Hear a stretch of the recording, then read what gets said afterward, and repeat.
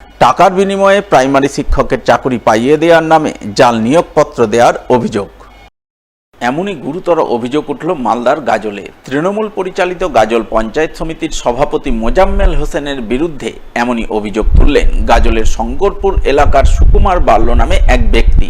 তিনি ঠিক কী অভিযোগ করেছেন শুনুন তার মুখ থেকেই।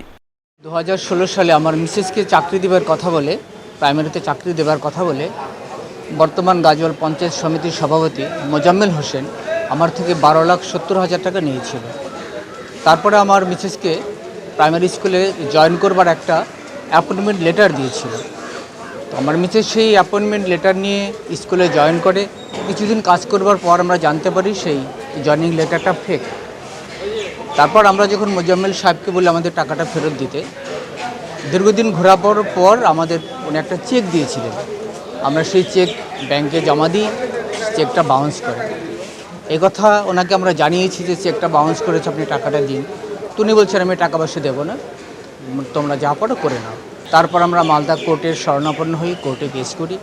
লোয়ার কোর্ট সেখানে আমাদেরকে রায় দেয়, আমাদেরকে টাকা ফেরত দেওয়ার কথা বলে। তো উনি সেই রায়কে চ্যালেঞ্জ করে মালদার জজ কোর্টে আপিল করেন, সেখানে উনি হেরে যান। আমরা যাচ্ছি অবিলম্বে আমাদের টাকাটা উনি ফেরত দিই। শাসক দলে আছে বলে তত সাহস পাচ্ছে, থানা প্রশাসন সব ওনাদের হয়ে কাজ করছে, যার জন্য এতটা সাহস পাচ্ছে। আমরা আবার কোর্টের দ্বারস্থ হব। যদিও ওই ব্যক্তির তোলা অভিযোগ সর্বৈব মিথ্যা বলে দাবি করেছেন গাজল পঞ্চায়েত সমিতির সভাপতি মোজাম্মেল হোসেন। তার বক্তব্য, তাকে কালিমা লিপ্ত করতেই রাজনৈতিক ষড়যন্ত্র করে এই সমস্ত মিথ্যা অভিযোগ তোলা হচ্ছে। তিনি অভিযোগকারী ব্যক্তিকে চেনেনই না। বিষয়টা সর্বৈব মিথ্যা, পুরোপুরি মিথ্যা। সুকুমার ভালো বলে কেউ আছে আমার জানা নেই। অনেকে আমার ঘরে এখানে আসেন, অনেকে যান।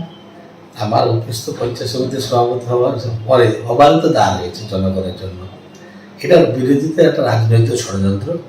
দেখতে পাচ্ছে বিজেপি তাদের পায়ের তলার মাঠে সরে যাচ্ছে, তাই মোজাম্মেল হোসেনকে সভাপতি হিসেবে কালিমা লিপ্ত করার জন্য এটা আর একটা বড় ষড়যন্ত্র করছে। সুকুমার বালককে আছেন, ওই আমার তো জানা নেই উনি কোথায় থাকেন, কি করেন, কি পরিস্থিতি, টোটালটাই মিথ্যা। আমি আবারও বলছি, এটা বিরোধীদের রাজনৈতিক ষড়যন্ত্র।